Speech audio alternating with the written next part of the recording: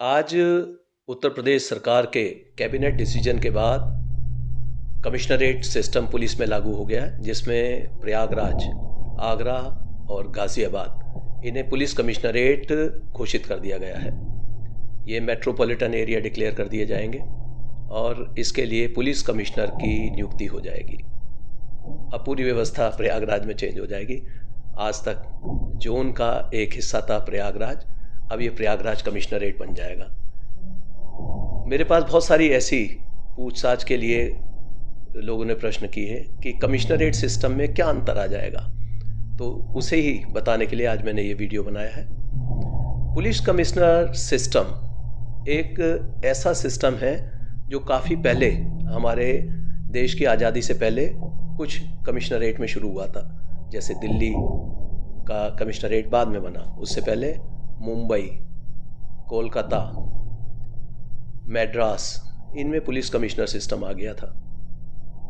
दिल्ली में मेरे सामने ही बना जब मैं दिल्ली में रहता था, और मैंने बदलाव देखा कि किस तरीके से चेंज आता है। और अब अपने यहाँ उत्तर प्रदेश में जब पहले 2 पुलिस कमिश्नरेट बने, जिसमें सबसे पहले बना लखनऊ और नोएडा, जो गौतम बुद्ध नगर कमिश्नरेट है।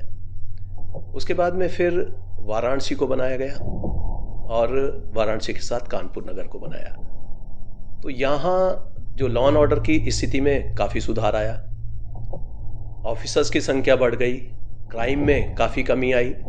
तो उसी से प्रेरणा लेते हुए इन सब जनपदों में जो हम 3 में आज पुलिस कमिश्नरेट लागू करने जा रहे हैं, इससे काफ़ी आपको सुविधा मिलेगी। पुलिस के अधिकारियों की संख्या बढ़ जाएगी, रिसोर्सेज की संख्या बढ़ेगी, और जो रेशो है पुलिस का और जनता का, उसमें वृद्धि होगी।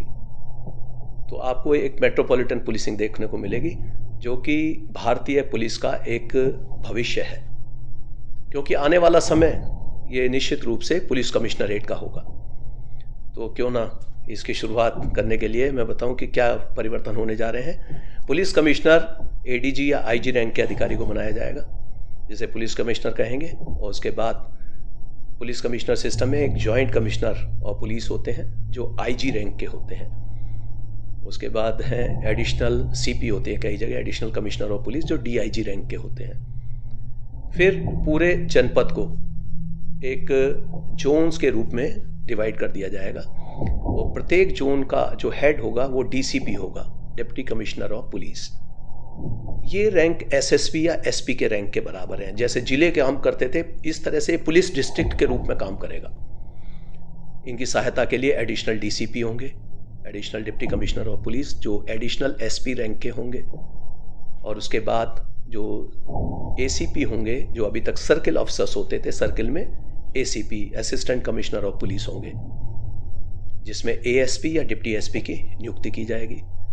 उसके बाद हर सर्किल में जैसे थाने पूर्ववत कार्य कर रहे थे, इसी प्रकार से काम करेंगे। लेकिन कमिश्नरेट सिस्टम अब एकदम अलग हो जाएगा। उसमें पावर्स में क्या क्या परिवर्तन होगा, ये देखिए। पुलिस कमिश्नर के पास बहुत सारी पावर्स आ जाती हैं जो मजिस्ट्रेट की पावर्स हैं। जैसे सीआरपीसी में जो कार्यपालक मजिस्ट्रेट नियुक्त किए जाते हैं, सेक्शन 20 सीआरपीसी का, उसमें सरकार कहीं भी मजिस्ट्रेट नियुक्त कर सकती है। तो ये मजिस्ट्रियल पावर सीपी के पास आ जाएंगी। और इसमें कौन सी पावर आएंगी, जिसमें 107-16 की कार्रवाई होती है। जैसे प्रिवेंटिव कार्रवाई आप देखते हैं, 108, 109, 110, इसमें बाउंड डाउन करने की जो शक्ति है वो मिल जाएगी।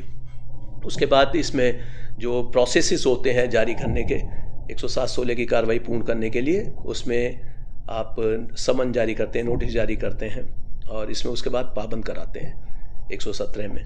122 में अगर कोई उसका उल्लंघन करता है तो उसकी प्रतिभूति राशि जो है उसे वसूल की जाती है।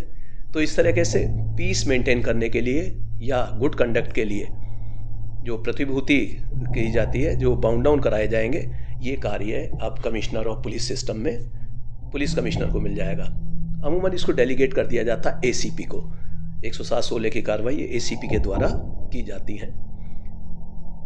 जो हमारा यूपी का गुंडा एक्ट है और जो गैंगस्टर एक्ट है उत्तर प्रदेश का, जो गिरोहबंद अधिनियम है, उसकी भी जो पावर्स हैं वो सीपी के पास आ जाएंगी। अभी तक जो गैंग बनाया जाता था, गैंग का अप्रूवल करना, उसमें जिलाधिकारी का भी योगदान होता है, वो अप्रूवल करते हैं वरिष्ठ पुलिस अधीक्षक के साथ। लेकिन अब ये कमिश्नर के स्तर पर ये सब कार्रवाई हो जाएंगी, जिसमें हम गुंडा एक्ट में उनको जिला बदर करते हैं बदमाशों को। गुंडा एक्ट के अतिरिक्त गैंगस्टर की जब कार्रवाई की जाती है उसका अप्रूवल होता है, गैंग चार्ट बनता है, तो गैंग चार्ट का जो अनुमोदन है अब वो कमिश्नर ऑफ पुलिस द्वारा कर दिया जाएगा। तो इससे जो डिले होता था गुंडा एक्ट में या गैंगस्टर एक्ट में, अब वो डिले खत्म हो जाएगा और बदमाशों पर तेज कार्रवाई होगी। बाउंड डाउन करने के लिए इसमें भी तेज कार्रवाई होगी। धारा 144 लगाना, आपने देखा होगा जो अर्जेंट न्यूसेंस के मामले हैं या आशंकित खतरे के मामले हैं, ऐसे मामलों में धारा 144 लगाई जाती है, प्रोहिबिटरी ऑर्डर। अब ये भी पारित करने का आदेश कमिश्नर ऑफ पुलिस को मिल जाएगा।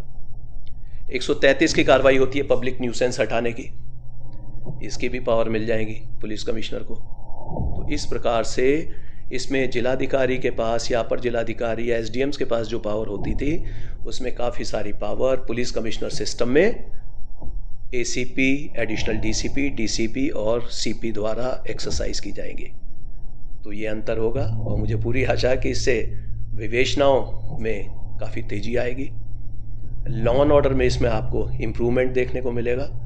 और अभी तक का जो ट्रैक रिकॉर्ड रहा है कमिश्नरेट उत्तर प्रदेश में, ये बहुत ही सराहनीय रहा है। और मुझे पूरी आशा है कि प्रयागराज में कमिश्नरेट बन जाने के बाद यहाँ की जो आपराधिक स्थिति है उसमें और व्यापक सुधार आएगा। अभी तक यहाँ काफ़ी बड़े बड़े काम एसएसपी प्रयागराज द्वारा किए गए थे, और अब क्योंकि एसएसपी का पद इसके साथ ही समाप्त हो जाएगा, यहाँ पुलिस कमिश्नर आ जाएंगे। लेकिन जो एसएसपी ने अभी काम किया, आपने देखा होगा अतीक गैंग जो IS 227 गैंग है, उसके ऊपर बड़ी एक्सेम्पलरी कार्रवाई हुई है पिछले कुछ दिनों में।